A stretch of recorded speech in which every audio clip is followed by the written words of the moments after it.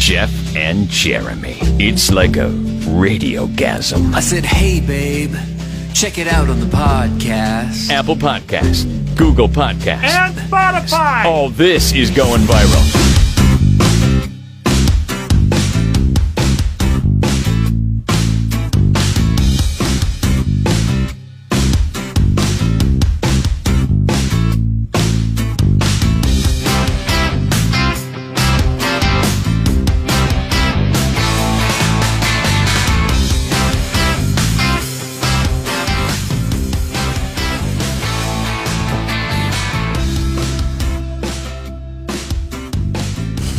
Good morning. I'm just reading about what our dumbass is going to be later on, and this is astonishing. Local dumbass today. So it's good. Oh, you know what? We don't do enough local dumbasses. No, there's not enough local dumbass. You have to go where the population masses are. Let's open up the honesty book for a minute here. We used to do local dumbasses, and then we did this one. Yeah. It was about a grandson of somebody who owned a store on the Central Coast. Boy, I don't even know if I can remember how this went, but the short of it is, we made this guy dumbass today, I think, for stealing a car. And then, did he drive through the store? I can't remember what it was. But anyways, the come to find out, the grandfather of the person we made dumbass of the day was a local advertiser with the radio station. And the general manager came down and said, yeah, don't do that anymore. He goes, now you got this guy pissed off. He's canceling his advertising. You're costing us money. And really, at the end of the day, it's what it's all about. I don't think... It's not the first time Jeff and I have cost this radio station money by losing an advertiser. We lose them all the time. Not maybe not as much as we used to. As long as we gain more than we lose, we should keep our jobs. So that's what I realized. I was thinking about this the other day. Remember that little ski trip that we missed out on because your alarm didn't go off? Mm-hmm. Sorry. Was it my alarm? There's no personal responsibility taken? You were going to come pick us up. You don't remember that? Personal responsibility taken on behalf of the... Do you remember the deal was you were going to come pick us up and then we were going to go? Mm-hmm. That was the deal. So my job was not only to pick you up, but to wake you up as well? Yeah. Okay. Of course it was, because I was out drinking all night. Okay. Remember? So I had to pick you up. I was out drinking until 4 a.m. and I said, all right, well, I'm going to stay and I'm going to keep drinking, but you're going to... And you said, yeah, I'll wake you up. I'm going to come get you. Mm-hmm. And then you overslept. I slept, yeah. I slept in. Or overslept. Anyways, we ended up losing a client over that. Did we? Yeah. We lost a client over that? Oh, yeah, we lost them, and they never have come back. I don't know if they've ever come back. Maybe they have at some point. I don't know. But we really didn't get in any trouble for that. I mean, well, Tom's we like an appraiser now. He doesn't even work there anymore. Well, but he didn't own the place. He just managed it. Yeah. But, yeah, I was like, gosh, you know what? We were honest, though. We said, you know what? We screwed up. And, you know, it happens. You know, alarm clocks don't go off or whatever. What do you always say? Because you used to use this excuse all the time. I sleep through my alarm. I do sleep through my alarm. I sleep through my alarm regularly. Yeah. I have to change the tone on my alarm all the time. Yeah. And now it just happened yesterday morning. My alarm is going off. My wife had to say, hey, your alarm's going off. She had to actually physically shake me and wake me. I'm a heavy sleeper. I lived with you. I remember this. But I mean, you used to drink a lot back when I lived with you because we were in college, and I remember you not waking up. I didn't have anything to drink on Sunday night. I threw a phone at your head once, cordless phone. I went right to sleep, and I just did not want to wake up. I could trick myself in mid-sleep to figuring out a way to just, I don't know what it is. I can take the noise, and I hear the noise, and I know what's going on, and I still won't wake up. I'll just be like, it's just the alarm, and then go back into sleep in my mid-sleep.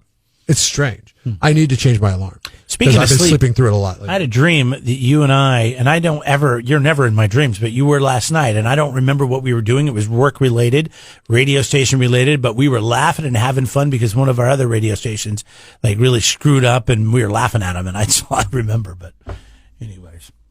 Dumbass of the day They're not the local dumbasses. Local dumbass? Yeah, well... This is coming up in an hour. Somewhat. And if they would have followed the advice that we have for everybody for Dumbass of the Day, and that is don't go to box stores to get your landscaping supplies. Go to Peterson U-Cart. They would not had the means to which in order to fashion what they fashioned.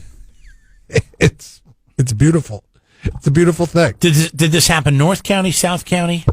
I say it is local. It is not local to radio station.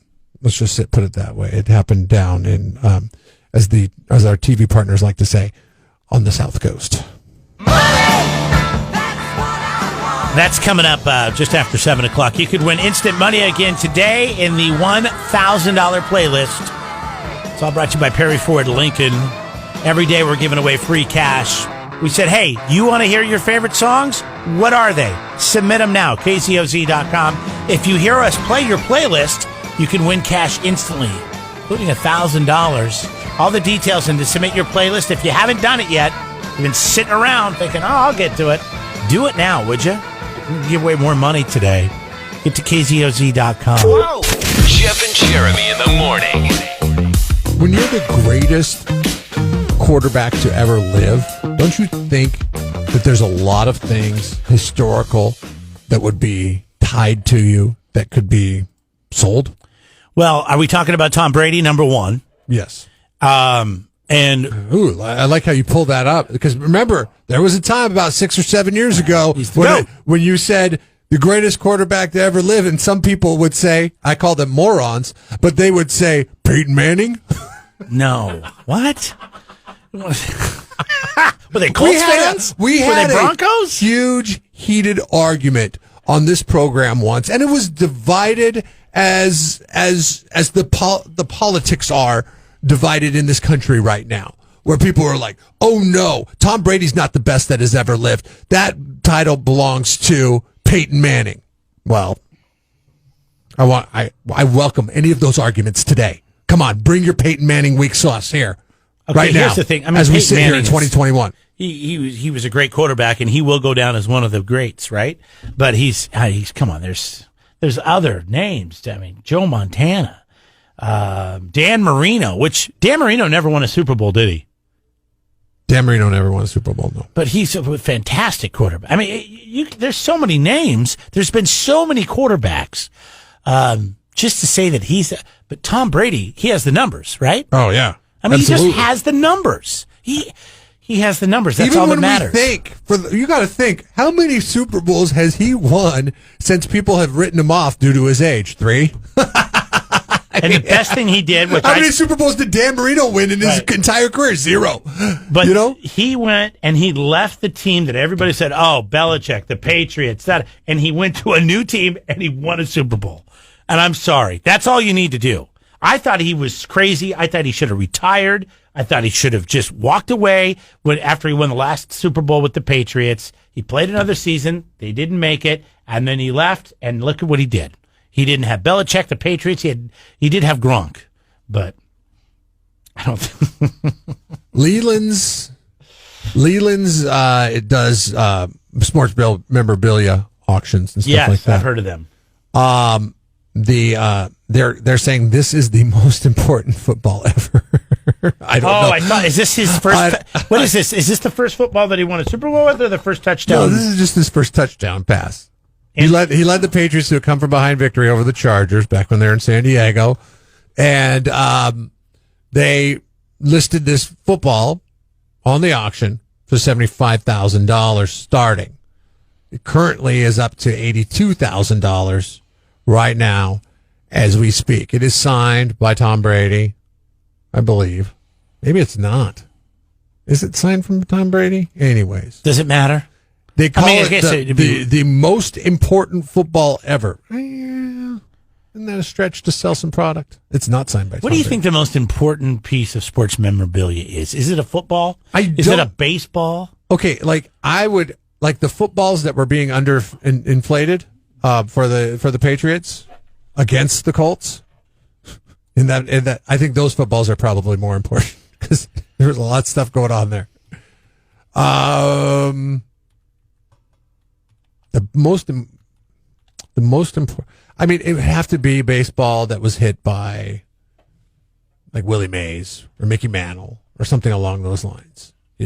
Like their record-breaking home runs. Barry Bonds, should that be added to the list because he is the all-time home run king? I don't know. A lot of people See, don't that's the review thing. it that way. It's not a football that he threw a touchdown, some random touchdown. I mean, yes, okay, it was his first NFL First of touchdown. many, though, right? I mean, like I think I'd rather have the one that he won a Super Bowl with, or that he. I don't know. It seems like that's just not enough to me. I'd rather have a race car. I mean, for what this thing is going for. That's what I'm saying. I mean, I know jerseys are really popular. $83,000 is what it's fetching right now, and I don't know when this expires. Oh gosh, it's still got 25 days on it. What's the price of this going to get up to? Wow, look at these. I'm looking at some of the biggest piece of sports memorabilia that's ever moved at an auction. Babe Ruth's jersey. Didn't you just bring that up? No, but I could see that being $5.5 million, 5.6, so a little over 5.5. That's number 2. Number 1, 1892 original Olympic manifesto. Hey, I got my 8.8 million. I got the original manifesto to the Olympics from 1892, and it's just handwritten and a bunch of stuff sports crossed memorabilia out. is obviously the owner of the sports memorabilia takes great pride in it. It's what it means to that person, right? It's what it's worth to whoever wants to anybody pay else for it. that comes around. Like if I went to somebody's house and they had the 1892 original manifesto to the Olympics, I'd be like, oh, cool. Just move on. I wouldn't have a meaningful discussion about that. Same goes for Tom Brady's first career touchdown pass. It's nowhere near. It's interesting. It's nowhere near what Babe Ruth's ring is worth at $2 million. As of right now. At Jackie Robinson's 1947 Brooklyn Dodgers jersey, which went for $2 million. Do you ever see it going that high? It's got 25 days, okay? It has gone up $7,000 since it was listed. I'm guessing that was a couple days ago. So, it could get there. I mean, there's some Brady fans out there. And the thing with an auction is there's 25 days left in this thing. The action doesn't move until the very end of the auction, like the last 2 days, 1 day, the last hours before, somebody who really wants it right now, somebody's bid it up over $7,000. If you're willing to fork over that kind of cash for it, maybe, when it's around at the end and it's going for $250,000, you'll fork down, another $5,000. Here's something random, but we're talking about autographs because normally you get autographs from sports guys, from, our sports heroes. The most expensive autograph out there is not a sports hero. It's a president. George Washington. Did he not sign a lot of things? I mean, it was a pain in the ass to sign stuff because you had to dip the pen in the ink. The feather had to be right weight. It's a lot of stuff going on there. You don't want to have to deal with any of that, right? His signature on a copy of the Constitution, Bill of Rights, and the First Congress is the highest valued autograph that was ever sold for $9.8 million. Now, that's something to talk about, though. That's so much bigger than any no card or jersey to the or Olympics. baseball. Yeah. Interesting stuff. So I guess in the grand scheme of things, 80-something thousand really isn't that much for it. But it's a lot of money. Yeah, but to call it the most important football of all time, I don't know about that. Come on. You're trying to sell it. Wake up. Jeff and Jeremy in the morning. Saw that Gwyneth Paltrow drank a lot of whiskey during the lockdown, during the pandemic, during the quarantining. Every night she drank. She said she drank 7 nights a week. Isn't she the one that is? Isn't she pretty healthy and like? Yeah. She takes a lot of pride in her health. Yeah, right. She says that she hit the bottle every single night. She gained 14 pounds. Big deal. But she's pretty skinny, so that's probably looks better. She said she made a drink that her dad taught her how to make. It was a whiskey sour, kind of play off on a whiskey sour, but she said she drank it every night. I don't know if I was just trying to think if I did anything different since the pandemic. The only thing I did different was I quit eating fast food during the first, 6 to 8 months of the pandemic because, everything on the news said, I started out on the Gwyneth Paltrow pace. Like I didn't trust I didn't trust the people making the food at a fast food restaurant. Sorry, guys. Probably should have, but I didn't trust anybody. I mean, they made us fear going to the grocery store. You had to I remember once I went and bought a pack of cigarettes at a convenience store for a little camping trip I was going to do, and I asked the person to put the cigarettes in a brown paper bag. Right, because when you're killing yourself, make sure that you're sanitary. And the guy looked at me and goes, "You want me to put these in a brown paper bag?" I go, "Yes, please, put it in a brown paper bag." And then when I got home, I wiped it all down with oh god, the Lysol. Remember there was that video? That I did came this out? for a couple months because of everything that was freaking us out about. There was that And I realized stupid how video that ridiculous came I was out being. where a lady was like, "Okay, this is how to properly sanitize your groceries when you get them home. Yes, these yes. are items you do like this. This is what I was doing. And you set down the bags on the ground so you don't transmit anything. And it's You like, bring oh everything my out of the house God, and you're wipe everything kidding down me. with a wipe. I was doing that. So frustrating. And then I realized, what am I doing? This is ridiculous. But for the first 3-4 months, yeah, I was doing stuff like that. Didn't get a haircut. Remember how my hair was? We didn't do anything. We stayed at home. We saved a lot of money. We increased our savings. It was great. That's the only plus I could take away from this thing. But anyways. At what cost? So we were talking about Gwyneth Paltrow. You were hitting the bottle too in the beginning? Yeah, in the beginning, and then I stopped. House projects. Yeah, I remember you were always talking about drinking. House projects. You were drinking. In and my I'm like, God, you're gap drinking a time in lot. between houses, though, when I was just paying rent and not caring about the property that I lived in, I drank a lot. You had a lot more free time, didn't you? I gained a lot of weight, too. Because you were living in that apartment. You didn't have to work in the yard. You didn't have to do all these projects. So I remember before you moved in there in your other house, you were always working on fixing something up in your house until you sold it. This is the best diet plan, I'm convinced, is owning and not renting. Because when I ballooned up to, like, listen, okay, right now I weigh You didn't balloon up to anything. 194. I never noticed it. When I moved out of the Templeton house, I weighed 190. Okay. I got up to 218. I was 218 pounds post holiday. So you gained 28 pounds? 28. Well, 194. You said 190 and then 218. Yeah, 190. Yeah. So yeah, That's I get 28 28 pounds. 28 pounds. And then I didn't even notice it. I've gone back down to 194 now. I'm in that 194. Yeah, you've 4 always pounds looked the heavier same. than when I moved out of the Templeton house. But you notice it when you step on the scale. Yeah, that's the only place you notice it. I mean, really, it's not how I carry it. I mean, I probably have gained some muscle because a lot of the projects I'm working on have to deal with heavy lifting. So you probably don't notice it at all. Plus, you see me every day. Plus, fat people, maybe you should just quit renting and buy a house. I mean, number one, you can't afford all that extra takeout, right? I mean, because you're trying to put all your money towards the house. That's going to be more than your rent, and then you're also buying stuff to do projects. I eat minuscule meals only because I want to save money, right? She's since, quit drinking so much and lost some weight. She said, but it makes her want to smoke a cigarette because she used to be a smoker, and when she drinks, it was the hardest thing. It is, I tell you, alcohol is a gateway drug, man. What?